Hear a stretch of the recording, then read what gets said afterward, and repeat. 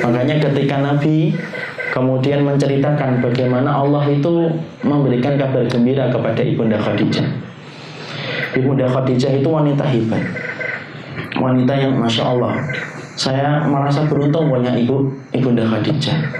Orang yang tidak pernah membuat Rasulullah marah, orang yang kemudian betul-betul mengorbankan apapun yang dia miliki untuk Rasulullah. Lihat bagaimana Allah ketika menguatkan Ibunda Khadijah supaya Khadijah itu tetap istiqamah. Ketika turun itu malaikat Jibril memberikan salam kepada Khadijah lewat Rasulullah, dan Allah pun memberikan salam kepada Ibunda Khadijah. Lalu sampai Allah yang di atas arsy memberikan salam. Lalu kemudian Rasulullah mengatakan, Innallaha basyaraki bi baitin fil jannah la sakhaf fihi wala nasab fihi. Sesungguhnya wahai Khadijah, kamu itu dikasih kabar gembira oleh Allah, dapat rumah di surga. Rumahmu di surga itu la sakhaf. La sakhaf itu tidak rame, hening, tenang. Kenapa sifat rumahnya Khadijah itu dikatakan la sakhaf? Karena sesungguhnya untuk menggantikan keruwetan dan kerumitan serta kegaduhan yang didapatkan Ibunda Khadijah ketika dia menemani Rasulullah. Rumahnya itu buka tutup sahabat yang ingin belajar Islam. Padahal kita tahu fitrahnya wanita itu pengen punya wilayah privasi di dalam rumahnya, tapi dia relakan fitrah itu, lalu kemudian dia biarkan sahabat untuk datang pergi ketika mereka menimba ilmu dari Rasulullah. Makanya dibayar kontan, cash oleh Allah. La sakhaf, rumahmu tidak ada kegaduhan.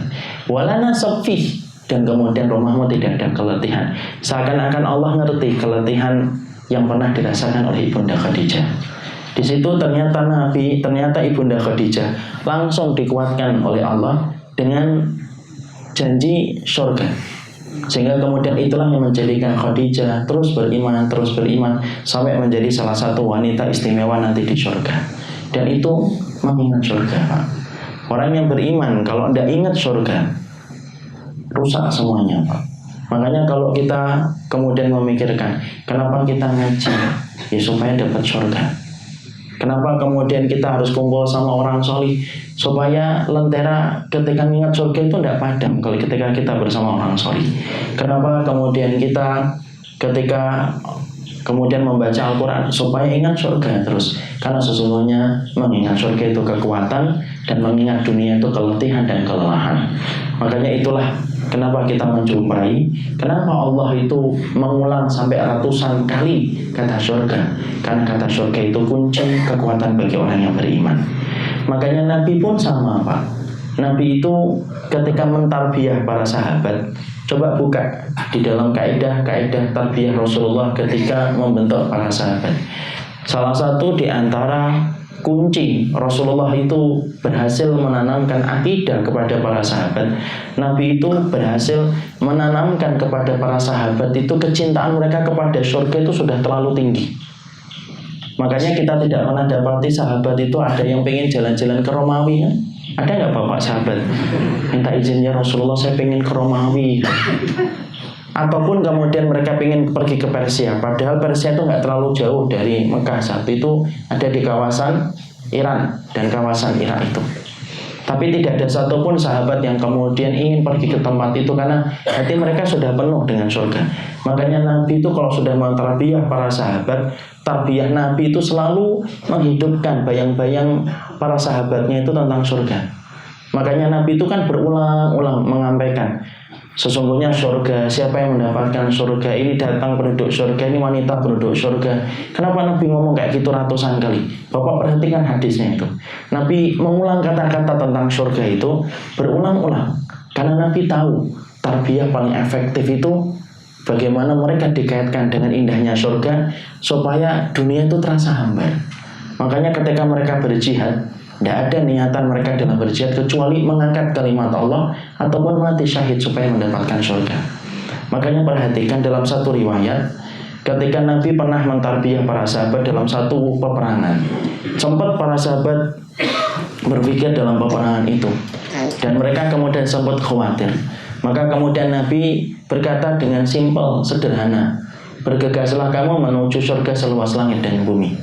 Para sahabat itu ketika mendengar kata surga didengarkan, karena pada zaman dulu kan peperangan itu peperangan konvensional, Pak, di mana setiap komandan perang itu memberikan motivasi supaya pasukannya terlecutkan dan termotivasi untuk berperang dan tidak pantang mundur. Nabi itu simpel ketika ngasih motivasi kepada para sahabat kalau jihad, tidak panjang-panjang gitu, tidak perlu khutbah, tidak perlu daurah, tidak perlu kajian habis maghrib sampai isya. Tapi Nabi cuma kemudian mengatakan, bergegaslah kalian menuju kepada surga seluas langit dan bumi. Ada seorang sahabat ketika mendengar kata surga disebutkan Nabi, sesungguhnya surga itu seluas langit dan bumi. Ada seorang sahabat yang bernama Umar bin Al-Hammam radhiyallahu anhu, ketika mendengar itu langsung dia berkata, bah, bah, bah. Kemudian bah, bah, bah itu artinya apa sih? Itu bah, bah, bah. Sekali-kali nanti kalau kita pengen agak Arab-Arab dikit, bah, bah, bah. Maka kemudian mengatakan bah, bah, bah. Kemudian Rasulullah itu nanya, kenapa kamu mengatakan bah, bah, bah, wahai Umar? Ya Rasulullah, saya ingin menjadi penghuni surga seluas langit dan bumi itu. Rasulullah mengatakan, kamu menjadi penghuni surga seluas langit bumi itu. Maju Pak dalam peperangan, dan ketika sebelum masuk ke dalam kancah peperangan, dia teringat di kantongnya ini ada kurma. Karena dulu para sahabat itu terbiasa makan kurma. Simpel mereka kalau makan kuliner itu, tidak susah-susah. Cukup ngantongin kurma, lapar makan sudah. Dan dia teringat di dalam kantongnya ini masih ada kurma yang tersisa. Berhenti sejenak, diambil itu kurmanya, diajak bicara.